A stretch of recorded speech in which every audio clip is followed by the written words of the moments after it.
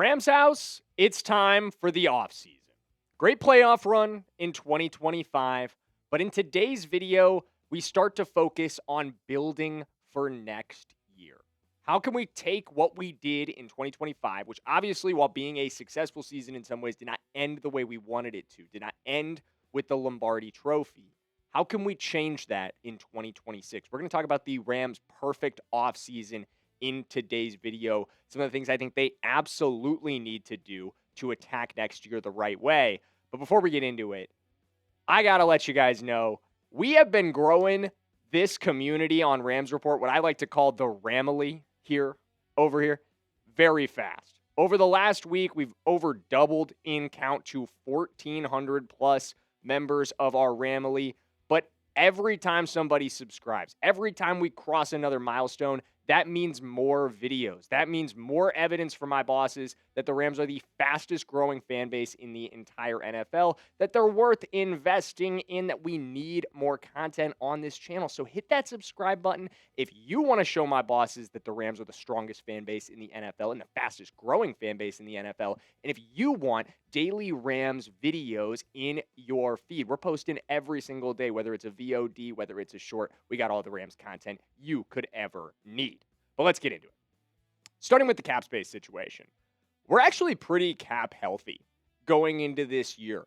Usually when teams are as competitive as we are, usually when you're in this state, you're not this level of cap healthy, but we are incredibly cap healthy. I credit a lot of that to Les Snead and his ability to build this team without getting into bad cap situations like you see the Saints do on a pretty much annual basis, just trying to be competitive and sinking further and further into cap hell. We have $43 million in free cap space and not a ton of absolute must-re-sign free agents. Let's look at the notable free agents list that we have here. Rob Havenstein kicks this list off. Obviously, he's been a fantastic Ram throughout his career. One of the last two remaining St. Louis Rams, him and Jake McQuaid, also played in St. Louis. I think he's going to retire, guys. I don't think we're going to have to make a re-sign decision around him because I think he's going to walk away from the sport. Obviously, dealt with a lot of injuries this season, but a fantastic career in Los Angeles and St. Louis for Havenstein. We'll be sad to see him go, but I think we're ready to move on. If he does decide to come back, maybe a minimal re-sign deal for depth at the offensive tackle position behind Warren McClendon. Tutu Atwell, number 2. I've made my feelings clear on Tutu in the past. I think you got to let this guy walk. I know he's a fan favorite. I know a lot of guys don't like hearing me say that. I know you guys didn't like hearing me say that last year when I talked about Tutu Atwell in other content that I've done. But unfortunately, Atwell needs to find a new role with a new team. He's never caught on consistently with the Los Angeles Rams. We gave him a $10+ million contract this season and resulted in less than 200 receiving yards. I can't see a way in which you bring him back and that be a smart financial decision for this team. There's a lot better allocation of the money you would spend on Atwell, in my opinion. Tyler Higbee, another guy that I know is a fan favorite. Another guy that I know people love the Hig rig. I love the Hig rig. He's a long-term Ram. But we've got new blood in this receiver room. And we're going to add more this year. It's time to let Higbee and Atwell walk at the end of the day. Higbee's dealt with injury issues. Terrence Ferguson is ready to take over. I do think that's the case. We saw that in the last few weeks of the season when he was healthy, when he was playing at his best, that's going to be our tight end of the future. And that means moving on from Tyler Higbee. Kamren Curl. This is one of the toughest decisions of all of the free agents that we have. Two guys in the secondary that we're going to talk about in the finish here, and they're both tough decisions in my opinion. I would like to see Curl come back if it's an affordable deal. I don't want to overspend on Cam because he was inconsistent this season. Did he save the season in the divisional round? Yeah, absolutely he did. But he was also horrible in the conference championship game. And he had many other games this year where he was just not good, missing tackles consistently, giving up big plays. I wonder if we can't upgrade over Kamren Curl, but if he's willing to come back on a very team-friendly deal, then I don't mind having him there as depth. Roger McCreary. Obviously, you trade for McCreary this year. He's another one like Curl. It would have to be a pretty minimal deal. I don't feel like we got the value you wanted to get out of trading for Roger McCreary. I don't feel like he found a consistent role in Chris Shula's defense. Will Chris Shula be back next season? Remains to be seen. but I don't know that McCreary is worth paying any more than maybe $6 million annual. It would have to be a pretty small deal. 4 other guys that I think are also walking off this team. Cobie Durant. See ya, buddy. I mean, at the end of the day, Landshark had some great interceptions. Landshark also gives up a ton of huge plays. Xavier Smith, I don't have to tell you guys why Xavier Smith is off this football team. If you watch the conference championship game, you know exactly why Xavier Smith is not coming back to this football team. Ahkello Witherspoon fractured his scapula. He's been decent for us at times, but when he was healthy this year, he wasn't very good. I think that injury is going to cost him time next season as well. Probably another situation where you're looking at getting younger in the secondary. We'll talk about that later in today's video. And lastly, Justin Dedich. Just maybe makes sense to keep Dedich as an offensive guard for depth positions, but I don't feel like he's actually great depth. I think you can upgrade over him and get better in this spot. If any of the 4 of these guys, other than Xavier Smith is exempt for this. I will say 3 of these guys. If all 3 of these guys, Durant, Witherspoon, and Dedich, want to take minimal deals and come back, and I'm talking like vet minimum, then we'll get that done for them. I'd be fine with that. But outside of that, don't bring these guys back. Your take. If you could only keep one free agent from this entire Rams roster, all the guys we just talked about, who is it going to be? Let me know in the comments. Havenstein, you want to keep Atwell, you want to keep Higbee, McCreary, Curl. Let me know in the comments who your number 1 guy would be. If we barely add any cap space at all, obviously we don't, but if you could only pick one, who would it be? Let's get into kind of draft mentality. Maybe trade mentality is the right way to go. I have been thinking about this a lot lately, guys. I think we need a return to the F them picks mentality that drove success for this team just a few years ago. I chose this photo. Obviously, Les is crossing his arms to cover the text on the shirt, unfortunately. Couldn't find a great clear photo with the text on it, but it says F them picks right across his face. This was at the Super Bowl parade. I think there are corners that you can go after. Everybody watching the conference championship game knows. We talked about this in yesterday's video. This team is incompetent in the secondary. This team needs to get better. You are deficient in this area. You lack a number 1 corner that can match up with a guy like Jackson Smith and Jigba. Go out and get one, even if that means trading picks, even if that means returning to the F them picks mentality. So let's talk about a few guys that could be that guy that you could say F them picks and go get. And my favorite one, not even really close, Trent McDuffie. Chiefs corner Trent McDuffie may be on the block this year, guys. It'll be an interesting decision for the Kansas City Chiefs, who have historically chosen to play it cheap at the corner position. You think back to Shamari Connor, who they let go. You think back to L'Jarius Sneed, who they let go. Could Trent McDuffie be next in line for a similar fate in Kansas City, being traded away for draft assets to prevent them from committing that kind of money to a position they don't see as valuable? I could definitely see that. I think you get that deal done for the 28th overall pick. You send that one over. We've got another one. Still would have the 13th overall pick. You add an elite corner. There is no elite corner you're picking at 28 that is as good as Trent McDuffie is. Yes, you'd have to give him a new deal, but I think it would absolutely be worth it. A couple other guys that wouldn't come as expensive as McDuffie. How about Deonte Banks?